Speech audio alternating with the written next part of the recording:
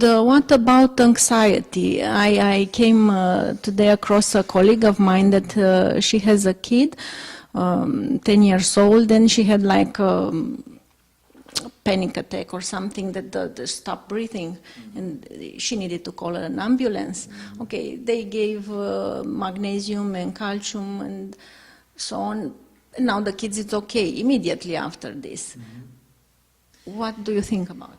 Well, anxiety in people can disturb their breathing pattern.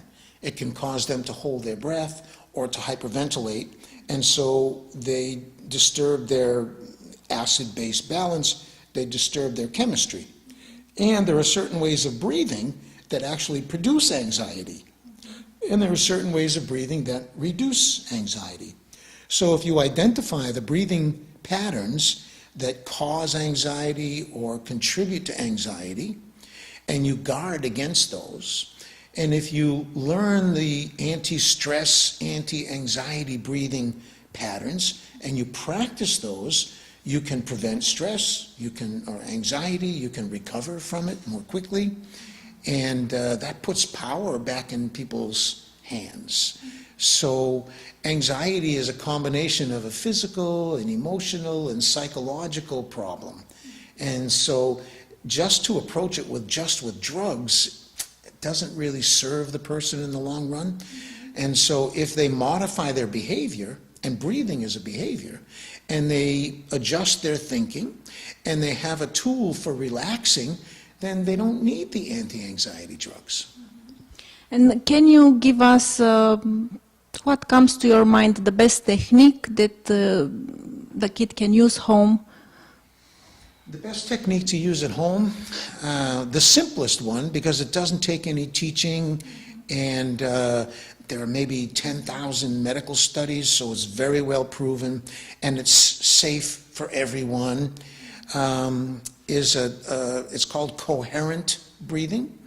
And coherent breathing there's a range of between 4.5 and 6 breaths a minute.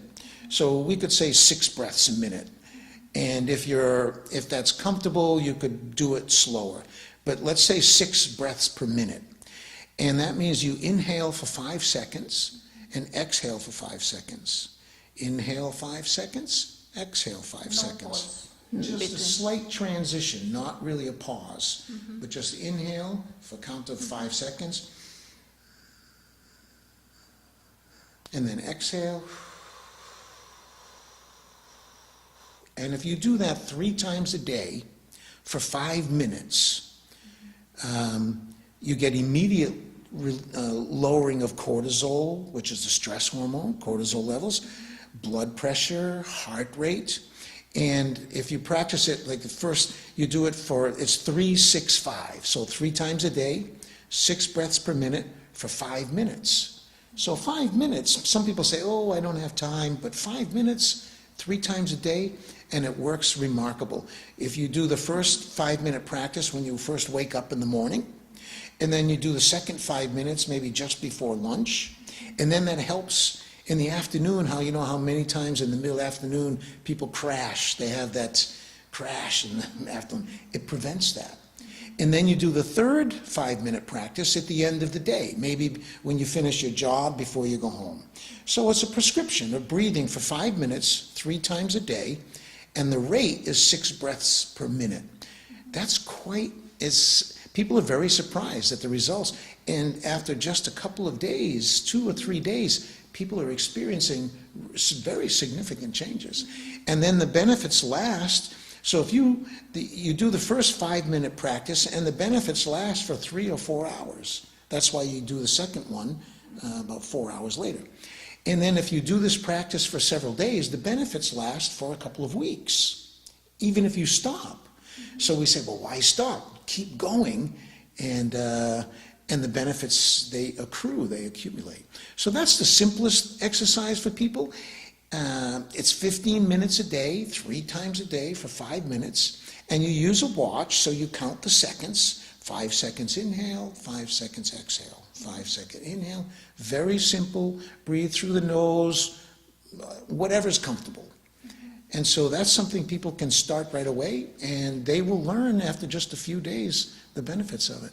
And does it become at some moment this good pattern, like unconscious, so to not be needed to do these exercises anymore?